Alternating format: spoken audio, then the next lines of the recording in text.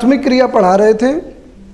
प्राथमिक क्रिया में आखेट एवं भोजन संग्रह था, पशुपालन था या पशुचारण था, कृषि था, ये सारी चीज़ें थी ना, खनन था, तो उसी को विस्तार से पढ़ रहे हैं। कल हम लोगों ने पढ़ा आखेट एवं भोजन संग्रह क्या होता है, किन क्षेत्रों में होता है, किन लोगों के द्वारा किया जाता है। कुछ जनजातियों के नाम बताए थे जो पूछेगा, ठीक है। इसमें भी हम देख लेते हैं कि चलवासी पशुचारण क्या होता है, वाणिज्यिक पशुचारण क्या होता है, या किन क्षेत्रों में किया जाता है, इससे क्या लाभ है, और यह किन के द्वारा किया जाता है, ठीक है।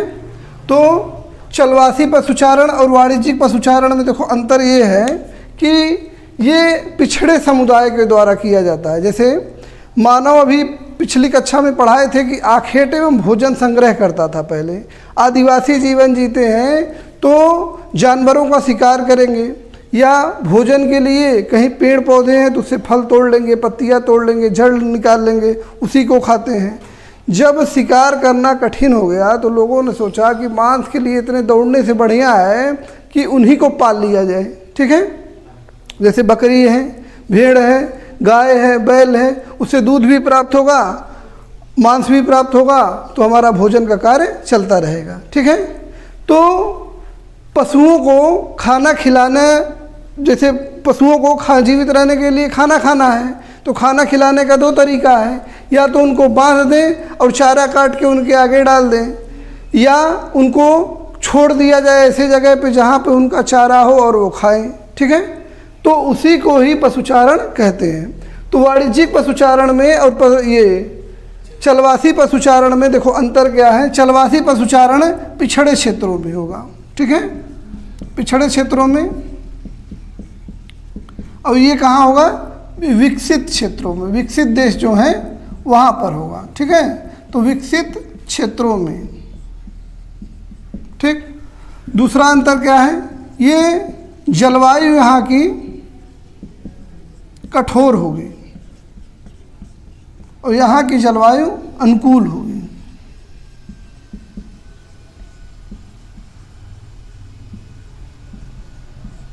ठीक है। एक अंतर और देख लो, तकनीकी पिछड़ा होगा, पिछड़ी तकनीक, और यहाँ तकनीकी श्रेष्ठता।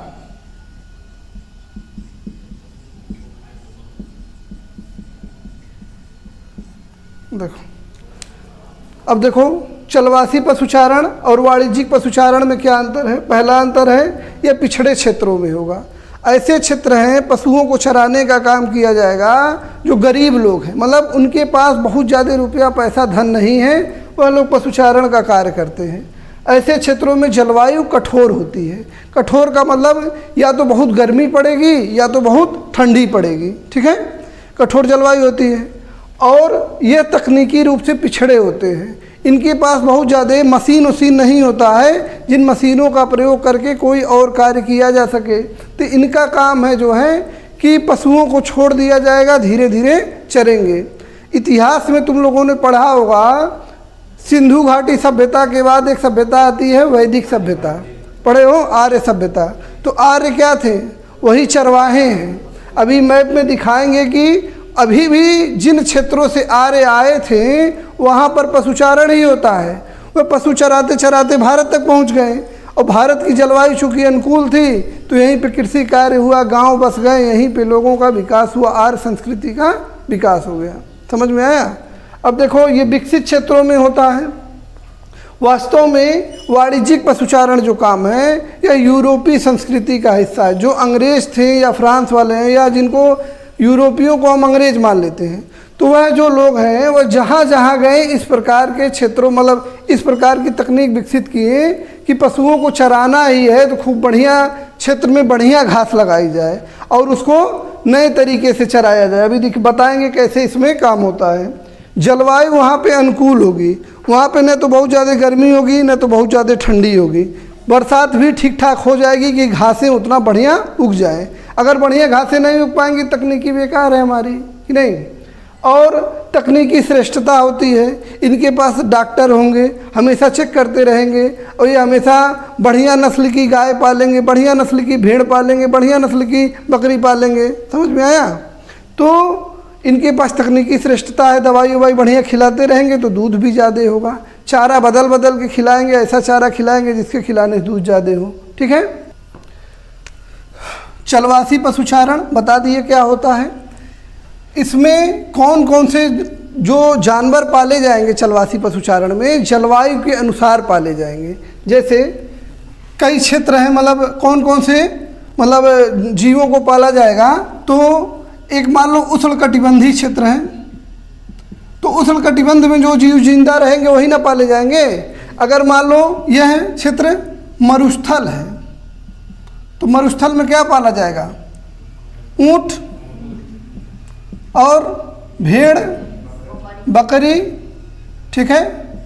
अगर कहीं पे थोड़ा अच्छा क्षेत्र है जहाँ बड़ी घासें हो सकती हैं, तो घास वाला जो बढ़िया क्षेत्र होगा वहाँ पे क्या पाला जाएगा? गाय बैल होगा कि नहीं, भैंस। ठीक है। अब मान लो कोई ठंडा क्षेत्र है जहाँ पे एकदम बर्फ़ जमाने वाली ठंड है, वहाँ भी पाला जाएगा।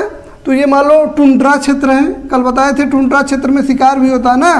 तो टुंड्रा क्षेत्र में कुछ लोग पशुपालन भी करते हैं। किसका पशुपालन करते हैं? रेंडियर का, रेंडियर। ठीक है। अगर ये टुंड्रा क्षेत्र पहाड़ी क्षेत्रों में है, मतलब ये टुंड्रा क्षेत्र ना होके पर्वतीय क्षेत्र है। ठीक है। पर्वतीय क्षेत्र है, तो पर्वतीय क्षेत्रों में कुछ क्षेत्र ऐसा होगा जो बहुत ऊंचाई पर होगा, वहाँ ठंडक अधिक रहेगी। ठीक है। तो उसमें क्या पालेंगे? याक। ये कहाँ पे होता है? तिब्बत के पास। एंडीज एक पर्वत बताए थे, दुनिया का सबसे लंबा पर्वत कौन से महाद्वीप में है? दक्षिण अमेरिका में। भी इसी में देखते रहेंगे। एंडीज पर्वत पे एक जानवर पाला जाता है, उसको बोलते हैं लामा। ठीक है। तो लामा का पालन किया जाएगा, यानी कि अलग अलग क्षेत्रों में अलग अलग जीवों को पाला जाएगा जो वहाँ की जलवायु के अनुकूल हो।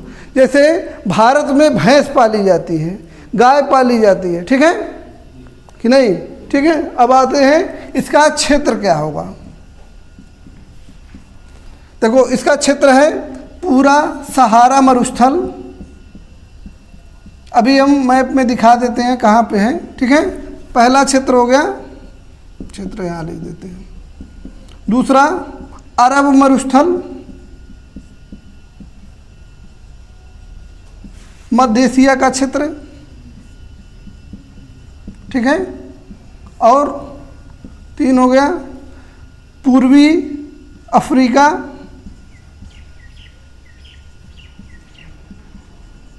ठीक है। ये हो गया दक्षिण पश्चिम अफ्रीका और मेडागास्कर।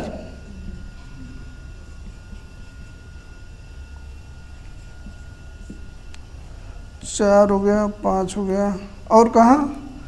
ये वाला क्षेत्र मंगोलिया चीन तक जाएगा। पश्चिमी अफ्रीका, मध्य एशिया हो गया, मंगोलिया भी लिख देते हैं इसी में।